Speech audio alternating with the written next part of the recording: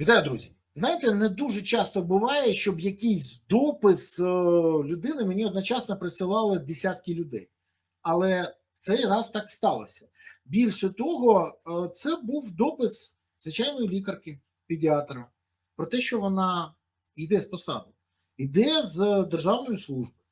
Але він був настільки щирий, і він так зачепив людей, що мені почали надсилати. При тому надсилати дуже непрості люди, які кажуть: Береза, подивись, приверни увагу до цієї проблеми, бо це ж катастрофа, бо на кого ми залишаємось.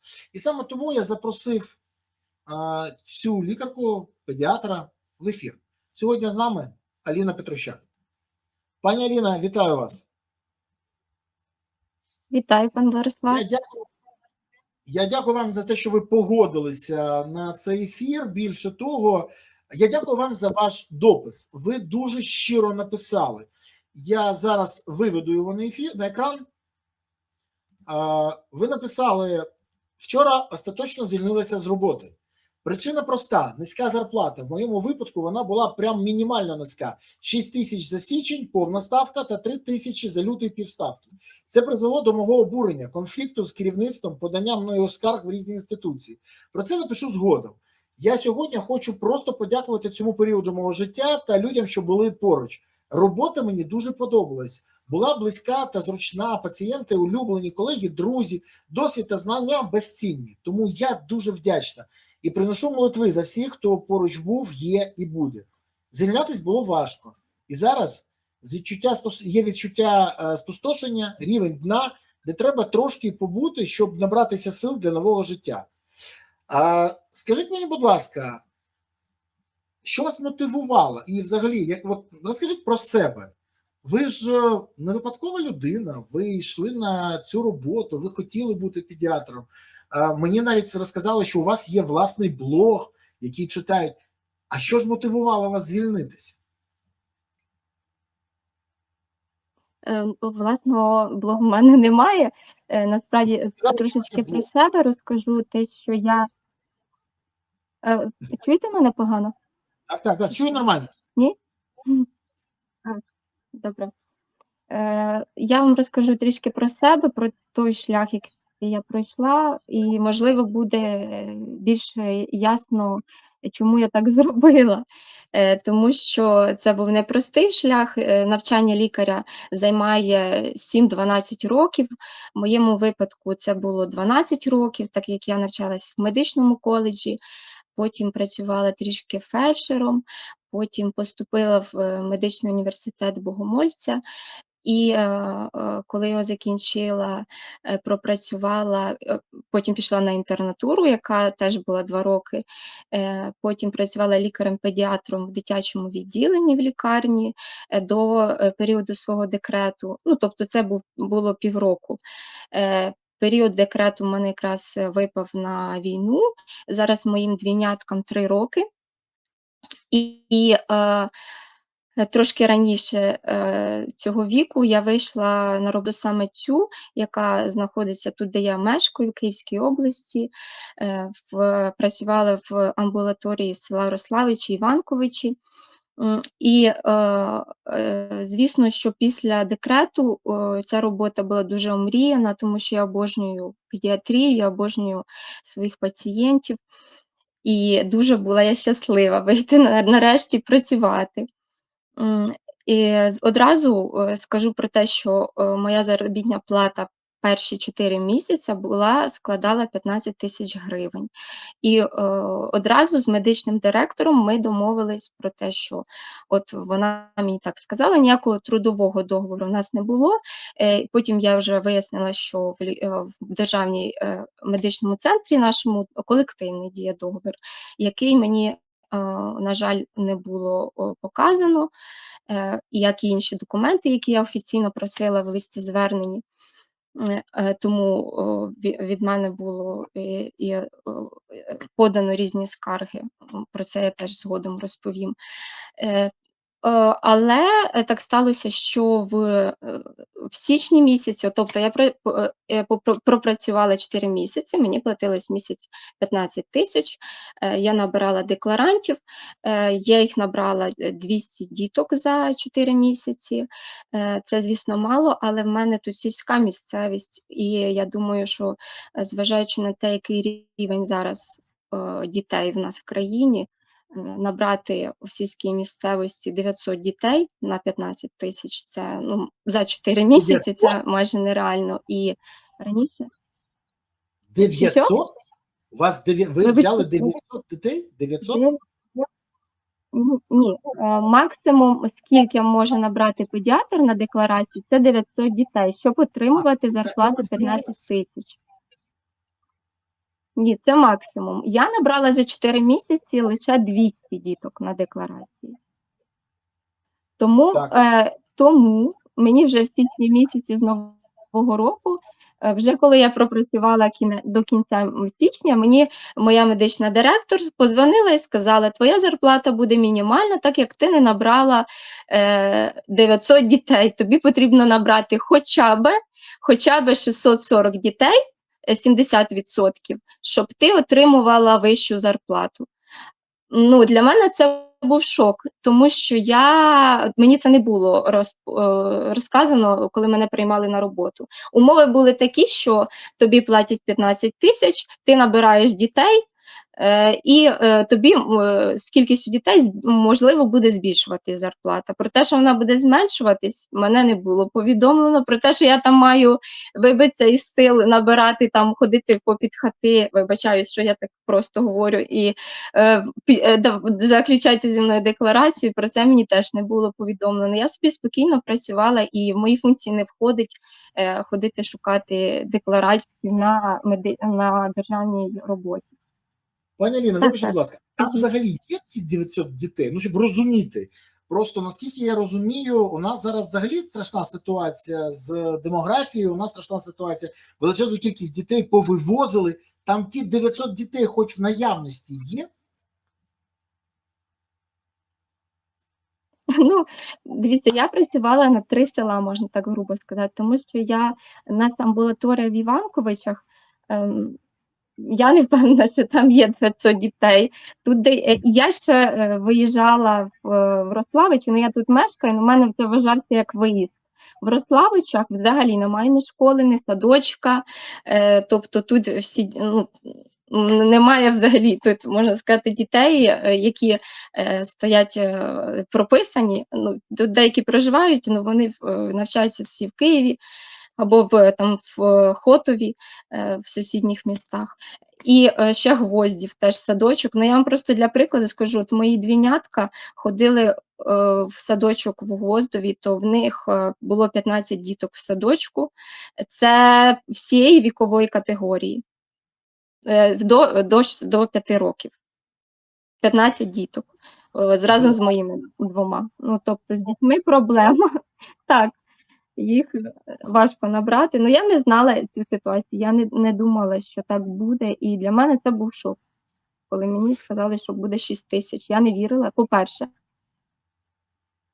А по-друге, мені це сказали, коли я вже пропрацювала місяць.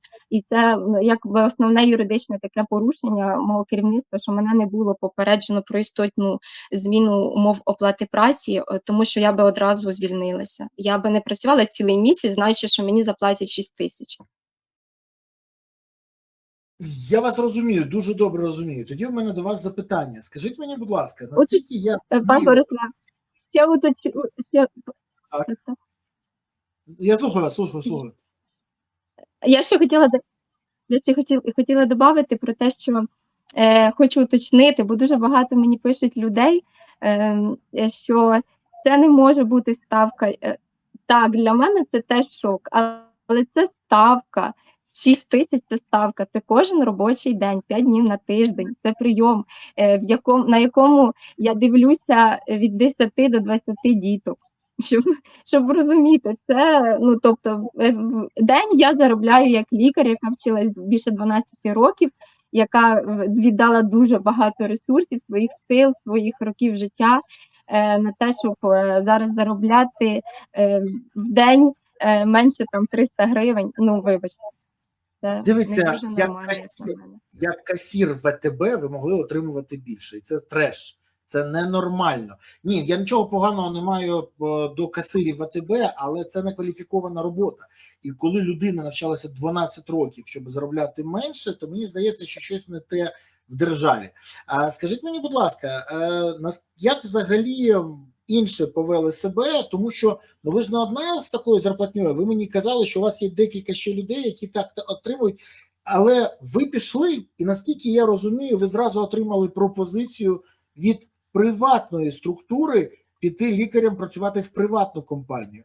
І я розумію, що ви не одна така, тому що я помоніторив вже, і мені кажуть, молоді не хочуть працювати на таких умовах, навіть до освідчення вже йдуть і шукають собі місце в комерційних приватних медичних компаніях. То що в нас попереду, це по-перше, а друге, як взагалі інші працюють, чи погоджуються вони? Бо мені здається, ну ще раз, це в розмові з лікарями, що це або підштовхує до звільнення з державних структур і переходу до комерційних, або до корупції. Підставляй карман і не можеш отримати від держави, отримай від пацієнтів. Ну, по-перше, хочу ще уточнити те, що відповідь на ваше питання, що все-таки, зважаючи на ту величезну кількість коментарів, яку мені написали люди, і ту популярність, яку набрав мій допис, я взагалі не думала, що це буде такий публічний допис, то це не особиста моя якась проблема, і це не такий одиничний мій досвід просто як лікаря. Це дійсно є, з вами погоджуюсь, що це системна проблема.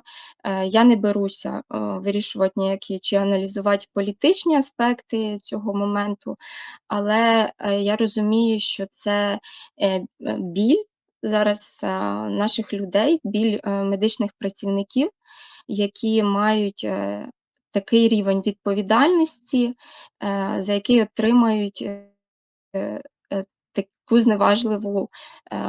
зневажливу зарплату, тому що це дійсно зневага до тих зусиль, до тих людей, які відповідають за життя, за здоров'я людини. Люди, які навчаються дуже довго, дуже багато вкладаються. Це системна проблема. Я вам ще трошки те, що я знаю, те, що я розумію з власного досвіду, розповім, як зараз оплачується. Зараз система фінансування в Україні в медичних центрів дуже складна. Це діє через НСЗУ, і всі кошти надходять в лікарню через НСЗУ, і потім сам медичний центр, лікарня, вони розподіляють ці кошти на зарплати лікарям. І тому зараз більше залежить саме від тих керівників, які розподіляють ці кошти.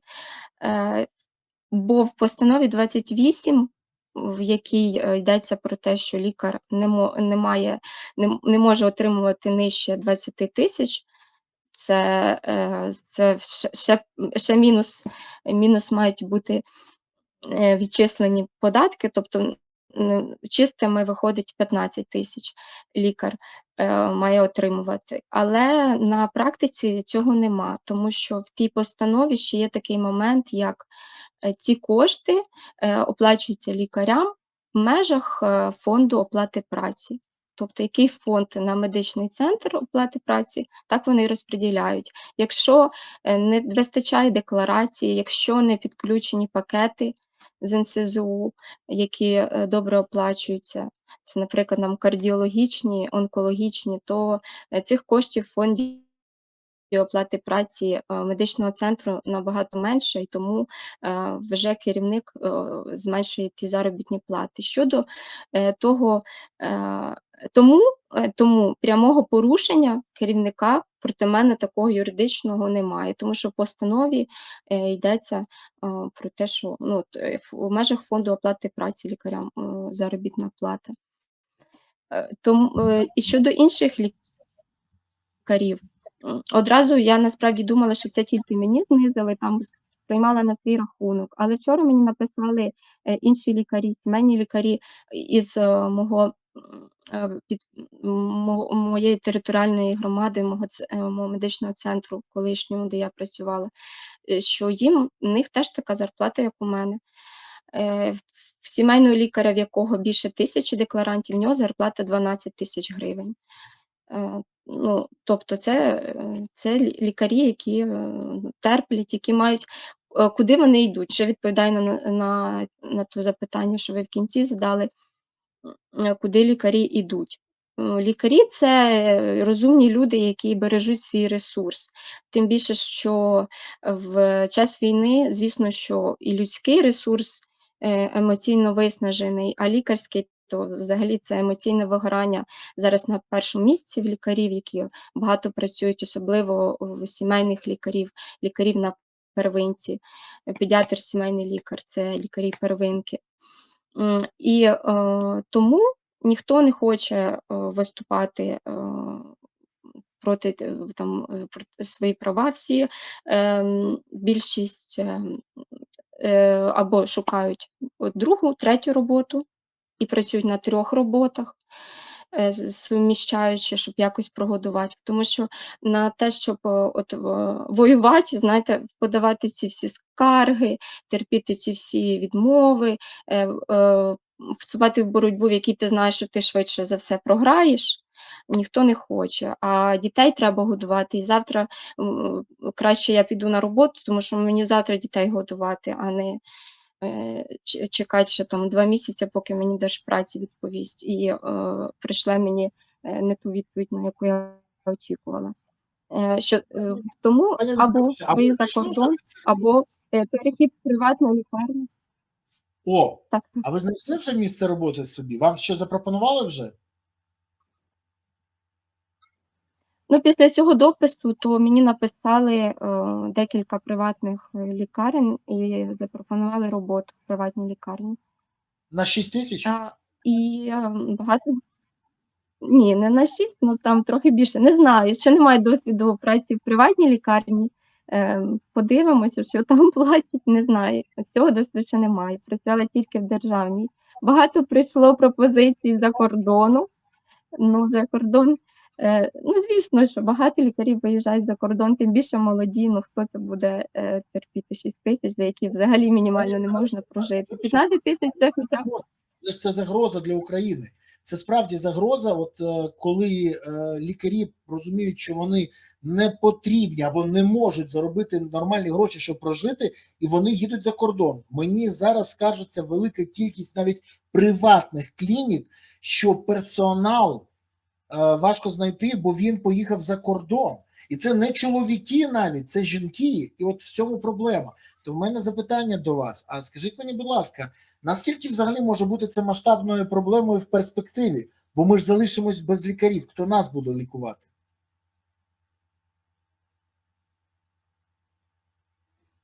Це дуже величезна масштабна проблема для України. Це питання, яке я вважаю, на мою думку, час вирішувати. Тому що і так зараз величезний дефіцит лікарів, особливо в селах, особливо в таких маленьких містечках, і не тільки про лікарів йде мова, про медсестер, яких дефіцит взагалі дуже величезний. Тому я думаю, що якраз час вирішувати на законодавчому рівні, трошечки можливо міняти. Це моя думка, я не розбираюсь в політичних питаннях, але я вважаю, що час міняти і цю постанову 28-му, і трішечки якби зважати на рівень кваліфікації працівників, щоб оплата праці була...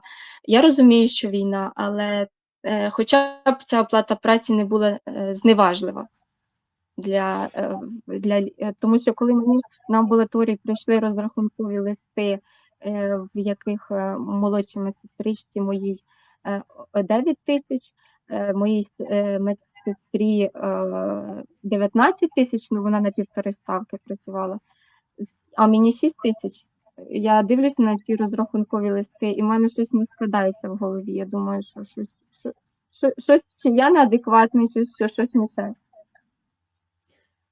Останнє запитання, яке хочу поставити вам. Скажіть, будь ласка, а керівництво клініки намагалося вас переконати залишитися? Бо я розумію, що хтось повинен же виконувати вашу роботу. Взагалі, взагалі не було ніяких прохань мене залишити. Керівництво не йшло зі мною на конструктивну розмову. Це просто було звільняєшся, окей. І тим більше, я вам ще більше розкажу, що я не одразу ж звільнилася. Це був кінець січня, я отримала ці 6 тисяч. І я написала на півставки. Бо тому що це був лютий місяць, і ми тут просто з дітьми виживали. Ви знаєте, яка була важка зима. Мені було не до того, щоб ще шукати роботу і змінювати. І так був занадто стресовий момент. Тому я написала на півставки. Ну і весь цей місяць лютий я працювала 3 дні на тиждень і надіялася, що можливо щось там напумляться, що можливо щось зміниться. За цей місяць я добряче попрацювала з юристами, щоб подати в скаргу в Держпраці, в НСЗУ, до сільського голови, тому що сільські медичні центри також мають фінансуватись і від вони належать до сільської ради, медичні центри. У нас так називається центр Феодосійської сільської медичний центр Феодосійської сільської ради. Тому має доплати лікарям іти також із сільської ради. І староста села сказали, що на медичну сферу виділили досить нормальну кількість коштів, але відповіді від сільського голови я не отримала. Сподіваюсь, офіційно я звернулася, але ще 30 днів рівно не пройшло, але вже там кінець підходить. Сьогодні зранку я отримала відповідь від Держпраці. Зараз я трохи засмучена, тому що мала надії на Держпрацю все-таки. Прямо перед ефіром з вами я прочитала, що вони мені написали, що розглянули мою скаргу, відіслали, я просила про інспекційне відвідування мого закладу, а вони просто надіслали лист роз'яснення, що вони вчинили проти мене протиправно, ніяких інспекційних відвідувань не буде, і я так зрозуміла. І просто написали мені, що дійсно, ми офіційною мовою співчуваємо, ми надіслали листа, роз'яснили вашому керівництву, що він вчинив погано. Ви, якщо хочете, можете, у вас є підстави подати в суд. Дякую. Ну, мабуть, люди зайняті, тому це негативно. Для мене це негативно. Мені нагадуються відписки, знаєте, на тобі Боже, що мені не гоже. Це десь так, але це дуже некоректна ситуація. Більше того, служба, яка повинна займатися цими питаннями, намагається, те, що співчувають, це добре. Це добре, хоч по-людськи. А те, що не допомагають в вирішенні цієї проблеми на загальному системному рівні, мені здається, це ненормально. Скажіть мені, будь ласка, що ви порадите іншим? Бо ви ризикнули, ви вийшли в публічну площину. От я кажу, як є. Мені останній раз таке було, коли Марія Воротила, вчителька історії, вийшла в публічну площину, розкритикувала підручники історії, і вона теж стала відома, вона була в мене в ефірі, я її запрошував, і вона теж пояснює, що з зарплатами вчителям страшна ситуація. Вчителі йдуть зі школ, звільняються масово. Ви розповідаєте те, що дає підстави думати, що і лікарі будуть звільнятися. То з ким ми залишимося? З службою труда, яка буде писати листи, а хто лікувати буде, хто навчати. Якісь є думки у вас з цього приводу? Я з вами погоджуюся, що це величезна проблема державного рівня, яку потрібно вирішувати. І зараз це на часі. І думки про те, що потрібно щось з цим робити. Я вважаю, що має бути оплата праці відповідна до того рівня відповідальності, яку несе лікар. і вона має бути чесною і прозорою. Має бути гідний фонд оплати праці, щоб керівники, ну я не хочу шукати винних. Я розумію, що в керівника, ймовірно, дуже низький фонд оплати праці, бо він не може заплатити лікарям. Але ну, він платить, керівник теж платить медсестрам, санітарочкам більше, ніж лікарям. Для мене це теж трошки, мабуть, треба чи міняти керівництво, чи вчити керівників, щоб вони вміли розпоряджатися адекватно тими коштами, що вони від НСЗУ отримують. Якось з цим потрібно працювати, тому що дійсно не залишиться лікарів, не залишиться медичного персоналу. Я думаю, що це дуже погана перспектива для розвитку України, в якій я хочу жити. Я не хочу виїжджати за кордон, я хочу працювати на свою країну, я вірю в Україну, вірю в те, що потрібно боротися, що потрібно говорити про проблеми, і що будь-яка боротьба, вона, навіть якщо ти знаєш, що вона, тому що я коли йшла на ті скарги, я розумію, мені казали просто це, просто ти тратиш свій час, своє здоров'я, свої нерви, не роби це, просто звільнись, іди на іншу роботу, звільнись, поїдь за кордон, піди ще на 2 роботи. Ну, це не мій варіант, тому я хочу розвитку для своєї держави, я хочу того, щоб медицина розвивалася. Я хочу лікувати своїх людей в Україні. І мені дуже важливо, щоб Україна жила далі. Бо дуже велика жертва принесена за те, щоб Україна жила.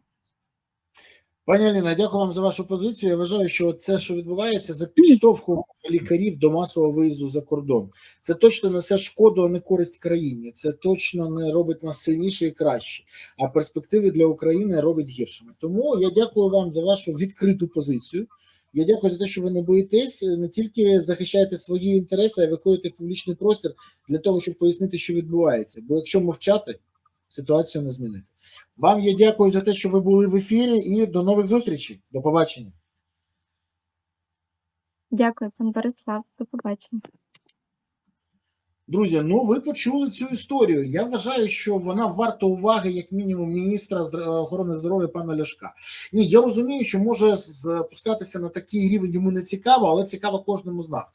Бо якщо пан Ляшко вважає, що коли лікарі всі поїдуть за кордон, то це зробить краще країни, мені здається, він трохи не розуміє, що відбувається, трохи відірвався. Велика кількість скандалів навколо міністра охорони здоров'я, від Ахмадіта до Держліки і всі інше, це окрема історія. Але тут практична площина. Або міністр втручається і вирішує це питання на загальноукраїнському рівні, або він повинен йти в відставку, бо він не спроможний це вирішити, повинен робити це інше.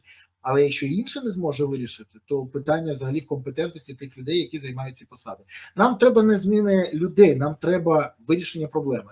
І бажано, щоб лікарі, вчителі не тільки не звільнялися, а й були задоволені своєю роботою та трималися за нею в держсекторі. Бо інакше це катастрофа для держави. Я дякую, що ви дивилися, дякую, що поставили вподобайки, підписались, прокоментували, поширили, але найбільше дякую за те, що ви приділяєте увагу таким питанням. А ще за те, що підтримуєте ЗСУ, за те, що донатите на ЗСУ, за те, що приєднуєтесь до ЗСУ, і за те, що допомагаєте ЗСУ. Бо ЗСУ – це єдина сила, яка є запорукою того, що Україна є майбутнє. Тож гуртуємось навколо ЗСУ, щоб все було Україна. Дякую вам. Па-па.